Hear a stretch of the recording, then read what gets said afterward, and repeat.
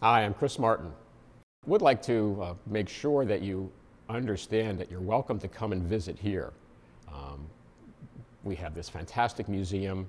You can spend at least an hour in here if you want to really, learn the story, the history of the Martin guitar, starting back in Germany and with my great-great-great-grandfather, and then his odyssey to Vienna to learn how to build guitars under Johann Stauffer, returning to his hometown in Germany, ultimately leaving because of a row with the violin makers, and then coming first to New York City, setting up a shop there, and then ultimately moving out here to the Lehigh Valley and settling in Nazareth, where we're still located. And then, of course, the highlight of your visit would be the factory tour. And that takes, 45 minutes to an hour again. We run tours periodically throughout the day. Check our website. We want to make sure we're open. We're open during the week, as long as it's not a holiday. We do have a shutdown in the summer, and we close between Christmas and New Year's. But I don't think there's really any better way for you to get an understanding of what's involved in the manufacture of a Martin guitar. It's quite a tedious process. It takes us a long time, and we have, I feel, an obligation to build every guitar like it was the best one we were ever going to make. Martin guitars are recognized around the world. They're amazingly popular in Japan. Japan is by far the largest export market that we serve. It's a premier market for us. The Martin guitar is held in high esteem. I travel there every other year. Rick Ferrero, our international sales rep for that part of the world, is there probably twice a year.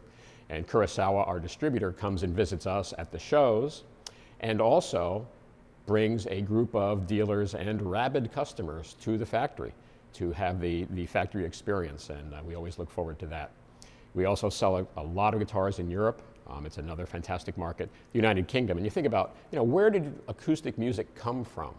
A lot of it today is created in America, but you can trace the roots of acoustic music, of folk music, back to Great Britain and Ireland, and so there's still a very strong tradition and culture of playing the steel string guitar. Well, here in the museum, we have on display the millionth Martin that we built a couple years ago. And lo and behold, given the rate at which we're making guitars, serial number 1.5 million came up rather quickly relative to serial number 500,000 and 1 million. And so again, we decided to commemorate that guitar with a collaboration with Harvey Leach, who has done some wild one-off custom Pearlie guitars with us, and also a scrimshaw artist named Bob Hergert. One of the ways that I found that you can really get a lot out of an inlay artist is to let them follow their passion. And so Harvey and Bob were the ones that came up with the theme, and I said, it sounds good to me.